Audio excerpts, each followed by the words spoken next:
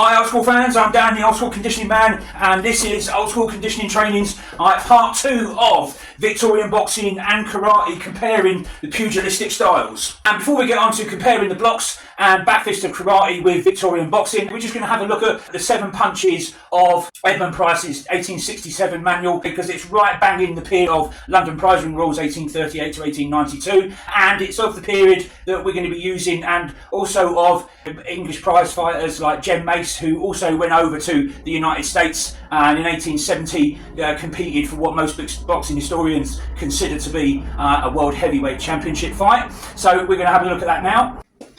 Right, so before we start hitting Simon, okay, we're not going to hit you, don't worry. We're going to have a look at how Edmund Price and the Victorian boxing system breaks up the body for striking areas, okay? And what we're going to do, and it's broken up for different punches from different hands. And so what we're going to do, we're going to start looking at how the head, face and neck is broken up into 3 parts. Now, Simon, if you look just straight towards the camera, okay, now, as I'm facing him, my left arm is out and it's actually pointing to his right-hand side. So the right-hand side of his face, be it his eye, his cheekbone, the side, the jaw, or the ear, or the neck, because that's right, ladies and gents, right? In London Prize Ring Rules, you could legally punch people in the neck and throat. And then down the sides of the body, okay, the right-hand side of his body is divided up into high and low sections for me to attack with my left hand. So therefore, the left side of his head is divided up for me to attack with my right hand, okay, whether it's his eye, okay, cheekbone, jawline, throat, there, or if I come around the hook, okay, there, his ear. And then also into the body with my right hand. And then there's a centre line, okay, which can be attacked with either hand, usually off the right hand, but can be also done with the left hand, and that's the nose, okay, the mouth, okay, the throat. If you can have a punch like that, or even like that. If you're punching onto softer parts of the body, okay, you'll be punching thumb uppermost, okay. If you're going to go straight on to the left or the right hand sides, okay, for the bony parts of the skull, like the jaw, okay, you're going to strike onto the knuckles, like that, onto the bottom 3 knuckles, okay. If it's onto the fleshy parts, you can hit with thumb uppermost. Same with punching straight to the face there. You can hit with thumb uppermost, and same with the throat.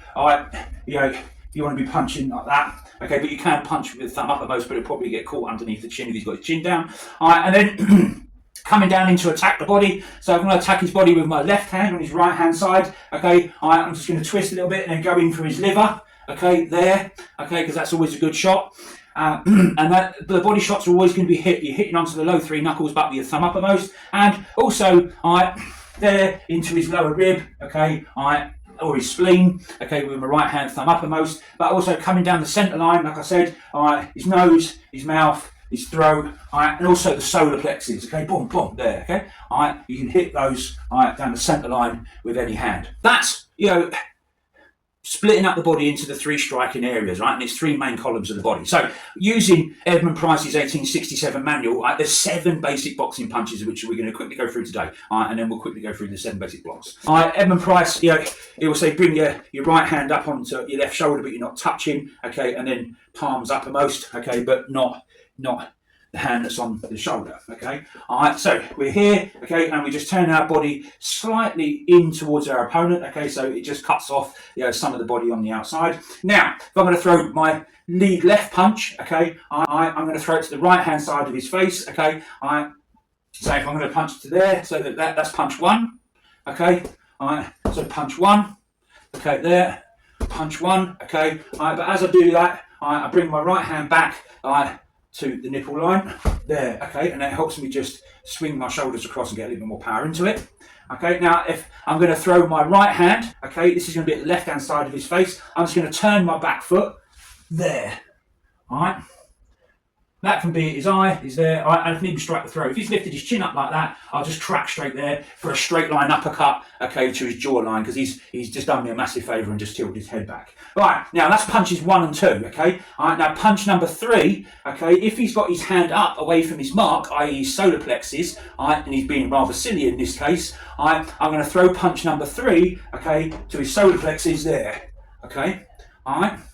I can also throw it off of the right hand, okay, but it's really generally done off of the left. But Edmund Price does say they can be thrown off of either hand, but for demonstration purposes in his book, he's done it as 1, 2, 3. And then the 4th punch is a straight line punch off off the right hand straight into the spleen or your opponent's lower rib, and you're just twisting off your back foot, boom, there. Alright, and I'm landing on the 3 knuckles, thumb uppermost, okay, alright, and then back, alright, and then punch number 5, okay, is going to be going into his liver, boom, there, alright, it's a straight punch, alright, and then punch number 6, alright, is a punch down the centre part of the body, alright.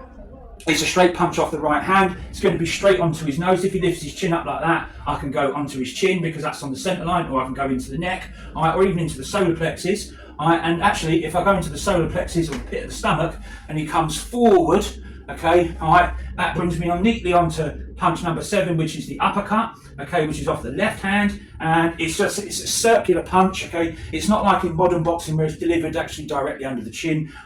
You get your opponent to drop, and then you're coming in with that circular punch, and you're catching him there and then coming up through. That is the 7 basic punches. So before moving on to looking at the back fist of bare knuckle Victorian boxing and that of karate, and to just take a moment to look back at what we've just done with Simon, going through the 7 basic punches of Edmund Price's 1867 manual, The Science of Self-Defence, you will see some subtle differences from the straight line punching technique of Victorian boxing that we did in part 1. And although we're still fighting from the inside gate, i.e. what I mean by that is our punches are going inside the hands of our opponent. Also, and more importantly, we're actually punching from much closer range, okay? Because in the last episode, we did a lot of lunging in with the straight line punching, which gives us also, if we're within short range, a massive amount of punching power, but also it means we can punch them further outside of our opponent's punching range. But using the 7 punches of Edmund Price's 1867 manual, The Science of Self-Defence, and you've seen in the punches that we're both well within each other's punching range, so it's a much closer punching range system. Alright, so it gives us more opportunity to control the fighting space from longer right up to really close range and grappling range, which is actually very important for Victorian boxing of the London prize ring rule era, because as we said before, unlike under the Marquis of Queensberry rules, the London prize ring rules, although wrestling had been banned, you were still able and legally allowed to trip, throw and hold and pull your opponent. So having the ability to work well on the inside is actually even more important in the golden era of Victorian prize fighting than even it is today in modern boxing, is because getting in that close, okay, you're going to be able to use things like chancery holds, like headlocks, trips, throws, hip throws, head throws, but don't worry, that'll all get covered in a later video. So that being said, let's now have a look at how karate throws the back fist, or as they call it, the uda uchi. And there's a couple of ways they do it. Firstly, as a strike to the front of the face. So let's have a look at that.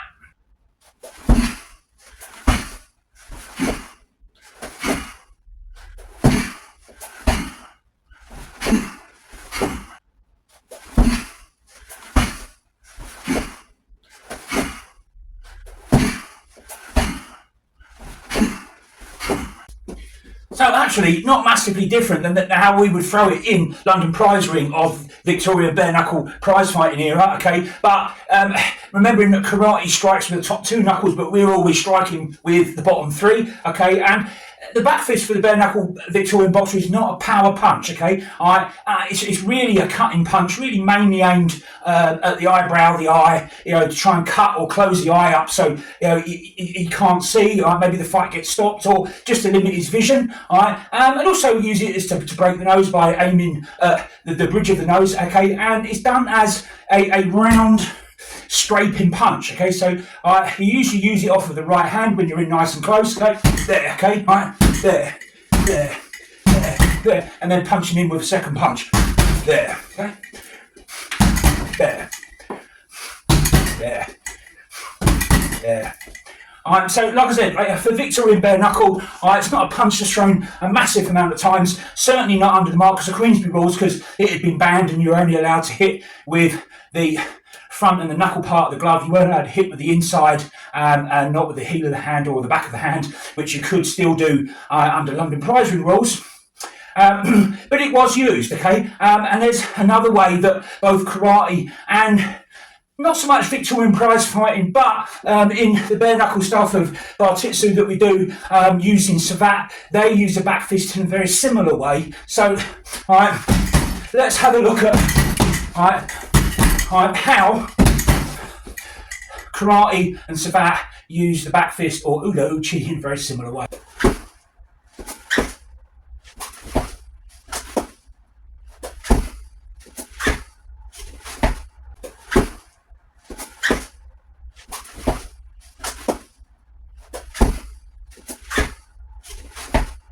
Right, so that's how karate throws the uda uchi or the back fist, targeting the sides of the head or your opponent's body. Okay, we don't tend to throw it like that, like I said earlier, in London prize ring rules or prize fighting. It's more of a scraping, cutting punch. Okay, but as part of our bare knuckle pugilism that we do with bartitsu, it is a punch that's thrown very similarly in savate. Okay, le boxe français, French boxing, and that was taught as part of a French military curriculum from around about the mid 1850s. The manual I've got is about 1877. Okay, so let's have a look at how they do it. All right, so again, I would take up classic savate guard. Okay, and our footwork's a little bit different. Okay, because you can kick in savate. Okay, because it is a kickboxing style really.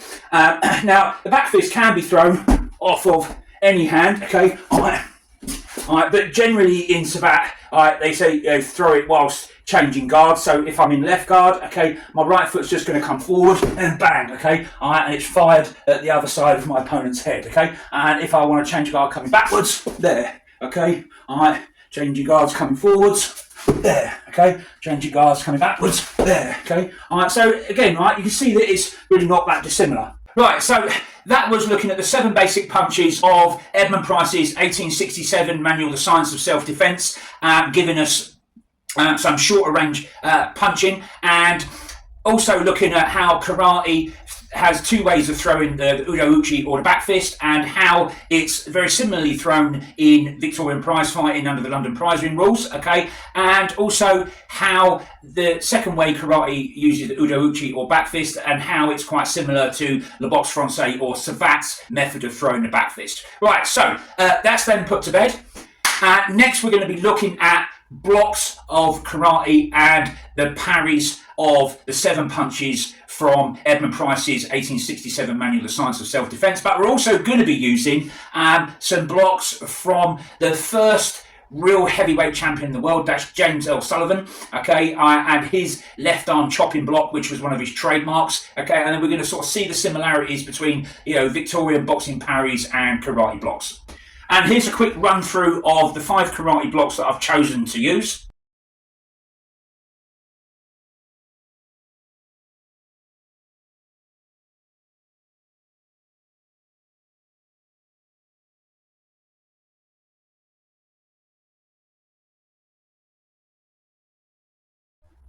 They are Agioki upward block, Gadambarai low block, Suto Uki outside block, Uchi Uki inside block, Shuto Uki or knife hand or chop block. We're not going to labour the point with the Chokazuki straight punch because that was quite clearly dealt with in part 1 of the series, okay, and if you haven't seen part 1, okay, just click at the link at the end of this video and it will show you part 1. But one thing I will say about the Chokazuki straight punch, okay, just as we can punch at high, lower, medium level, okay, so can the Chokazuki karate straight punch, okay, it goes high, okay, low, and then into the solar plexus, okay, high, low, medium, okay, high, low, medium, okay, so what we're going to do is we're going to look at the karate blocks and Victorian boxing parries now, okay, for each of the straight punches 1 through 7, okay, and we'll have a look at the similarities and differences, okay. And what we're going to do, we're going to go through punches 1 through 7, one at a time, from Edmund Price's 1867 manual, The Science of Self-Defence, and then we'll look at each of the corresponding blocks from his manual for those punches and some others from Victorian bare knuckle boxing of the London prize ring rule era, and we'll also look at blocks that are either the same in karate or are very similar. Now, before anyone says anything, I'm pretty sure that, you know, with the exception of, you know, the Gadambarai, which is purely a low block, okay, you could use any of the other 4 karate blocks to stop incoming punches that are coming to the solar plexus or to the face. Okay, so but I'm going to try and do it in some sort of structured order so we can have a look at, you know, how things are similar and how things are different in Victorian bare knuckle boxing and in karate. So what we're going to do, we're going to start off with 3 straight punches to the face, okay, and it will be punches 1, 2, and 6. Okay. So, start off with it, right, punches 1, 2, and 6. We'll do punch 1 first, okay? I know it's a little bit out of sync, but you'll see why we're doing it like that. Right, so we did punches 1 through 7 right at the beginning, so I'm not going to labour the point. Okay, so punch 1 is our left hand to the opponent's right side of his face, okay? There. There. There. Okay, all right, now, to block punch 1, okay, because my opponent's left is coming into my right side of my face, either to my eye or my cheekbone or my jaw, okay, or into the right hand side of my throat. Okay, all I'm going to do is sweep outwards, okay, keeping my elbow in, okay, to there, okay, all right, there, okay? And I just switch my wrist across so I hit the inside of his wrist with the bony part of my forearm, okay, so there, okay. Now, alright, if I was to block a straight punch off my opponent's left hand in karate, okay, the most obvious one I think we'd probably do is the agyuki, okay, alright, so rising upward block, okay, alright, that will just push that up straight over the head, okay, alright, or, you know, we could also do, okay, alright, you know, the first part of Gadambarai, okay, alright, we could do that, okay, alright, because it also give us a counter punch as well, okay, alright, or we could do inside block, okay, alright, inside block, okay, alright, or, you know, we could probably even use, alright, the knife hand or chop block, okay, alright, so there, alright, because actually, with the knife hand or chop block, the knife hand's only really used in an attack. If it's a chop block, okay, you're actually blocking with that part of your forearm against your opponent's left arm, okay, alright. So it's actually pretty similar to doing that. Okay, just doing that.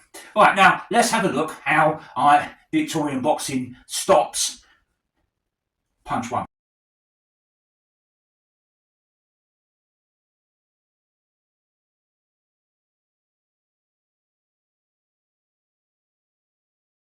Right, so that was how to block punch 1 from Edmund Price's 1867 manual Science of Self-Defence, right? And we've looked at how karate would block it as well, okay? But there is another way Victorian boxing blocks punch number 1, okay? And this time we're going to use something that's actually pretty similar to the knife hand chop block of karate, okay? But it's completely Victorian boxing, and it's a trademark defence of John L. Sullivan, world heavyweight champion from 1882 to 1892. Okay, and he just used his left arm as a chopping block to cut away any punch coming into his face. So he'll use his forward left arm, okay, and he'll just chop into it, okay, chop into it, okay, just chop in, right. And that's where it looks a bit like, you know, the knife hand block, okay, because you're just there, okay. You can block punches either side, okay. So we'll look at how John L. Sullivan would block, okay, the straight left to the right hand side of his face.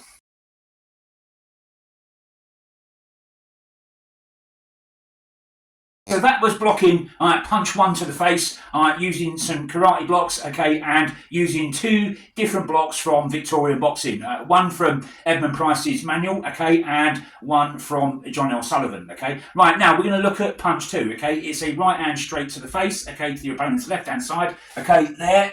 Alright, so again, there.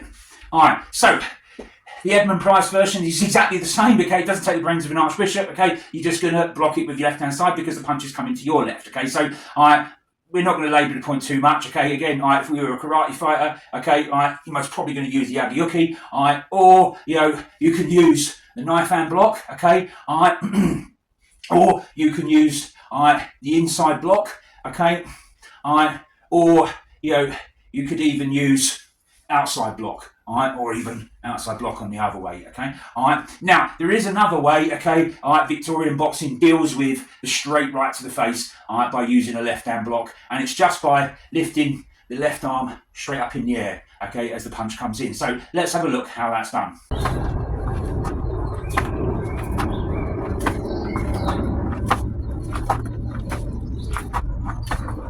One more. Right, so that was blocking your opponent's right hand with your left arm, just by raising the left arm, okay? But, you've guessed it, right? We've got John L. Sullivan's one. We've already done, okay, blocking your opponent's straight left, okay? So now we're going to look at blocking the straight right, okay? Right, so, one.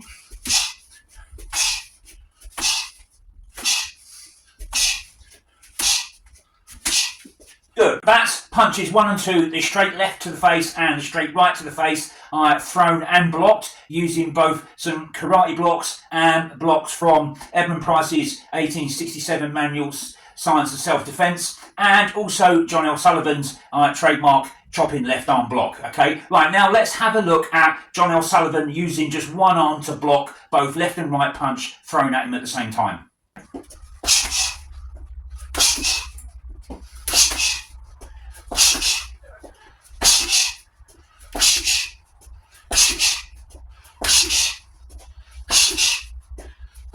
And you can see there, okay, it's pretty effective, okay, just boom, boom, there, okay. Now let's have a look at it, with a counter punch.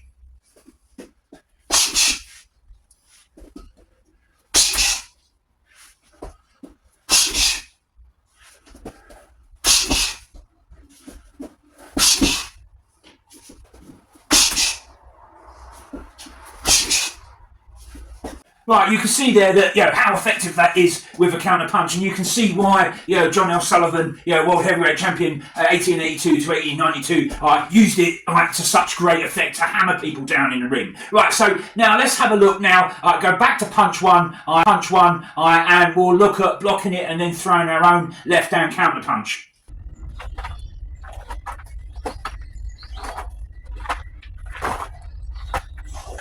So that was blocking your opponent's left hand and throwing your own counter punch there. Okay, it's pretty simple stuff, and it's quick and it's easy. Okay, it's not difficult to learn. Okay, and it's pretty effective, and it's actually a little bit faster than karate because it's all on the inside gate. So the last one of the 2 straight right punches to the face we're going to look at is now blocking our opponent's straight right. Okay, and then coming in with our own straight right counter. So let's have a look at that.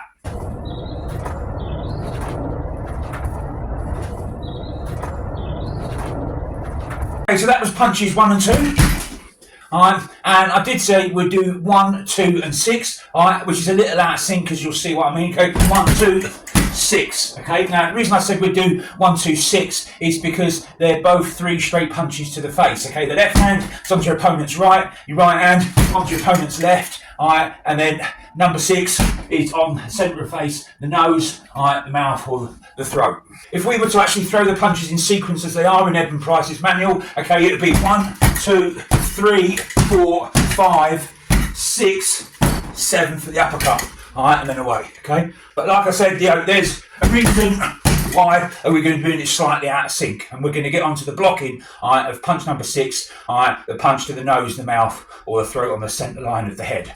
But before we get on to showing how punch number 6 would be blocked in Victorian boxing and how karate blocks could have been used to stop it as well, we'll just take a second to have a look at this photo of Bob Fitzsimmons and Gentleman Jim Corbett during their world heavyweight title fight. And you can clearly see, okay, they're using the same, boxing parries, okay, to block the straight left to the face, and then the straight right arm, okay, because you can see here, Corbett's got his left arm right up in the air, and he's blocking with his right arm from a 1-2 from Bob Fitzsimmons, and it looks like Bob Fitzsimmons is coming down for a right hand counter to the body. So you can see that the great Victorian champions did use these kind of blocks. Punch number 6, to the centre line of the face, is coming to the nose, the mouth, or the throat. Okay, we're going to throw it straight on the front of the nose.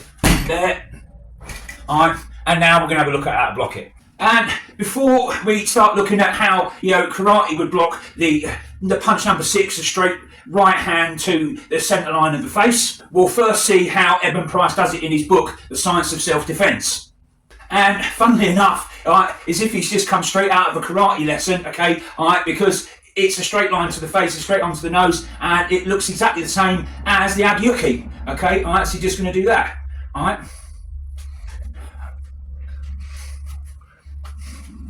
And as we said, it could also be thrown off the left hand, okay? If it's thrown off the left hand, you just take a retrogressive step with your forward step, and again, Agyuki, but then as you come back, there, and again, you could also, because it is a straight right to the face, you could just lift up your arm, just bring it across slightly like that, and it will just take it straight out of line. Now, if you was a karate fighter, okay, obviously you do that, the Agyuki block, because it's an upward block. You could do it with either arm, okay. And again, if you was a karate fighter, you could use a shortened down version of the knife hand block, okay, because that's pretty much how John L. Sullivan would do it.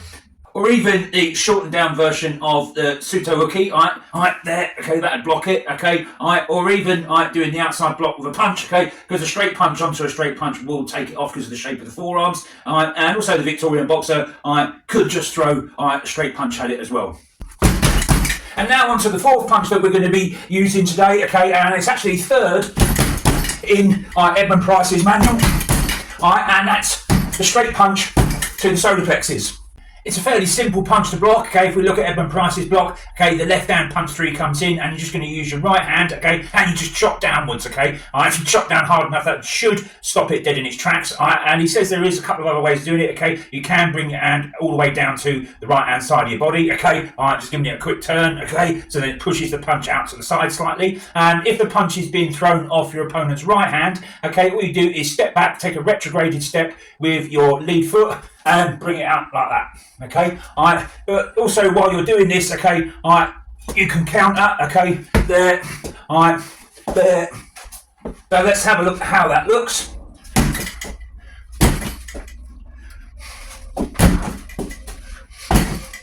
And if you're the karate fighter, okay, you probably could use shortened down Suto Uki, okay, there, okay, that'd probably work. And even probably Shuto Uki, okay, there, alright.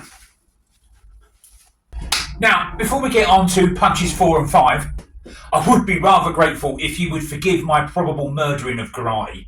As I said in part 1, I'm not a karate expert and I've not done any karate before. And I've just spent the last 2 weeks just having a look at trying to learn some basic, pretty generic karate stuff. So I could, hobble some karate together to make a comparison with the straight line punching back fists and blocks and parries of Victorian punches and that of the pugilistic element of karate. And to be honest, given the time span and my experience of karate, I don't think I've done too bad a job. So please bear that in mind.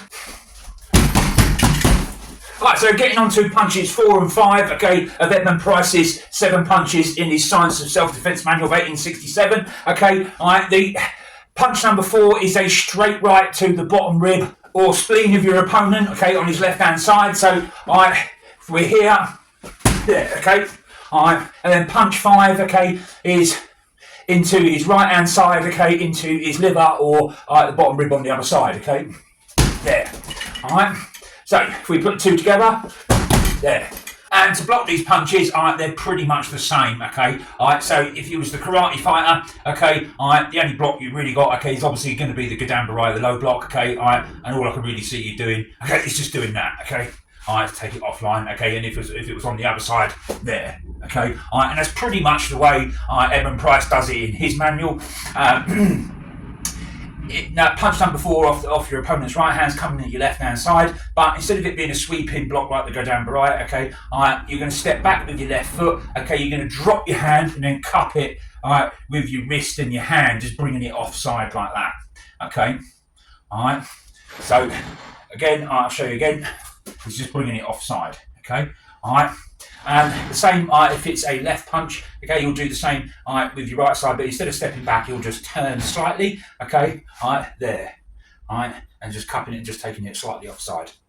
Now, punch number 6, the straight punch to the centre of the face we've already covered, okay, so we won't worry about, going through how to block that, okay, but what we'll do, we'll just use that, okay, we'll use a straight right into the solar plexus, okay, to lead us on to punch 7 off the left hand, which is the uppercut, okay, so, there,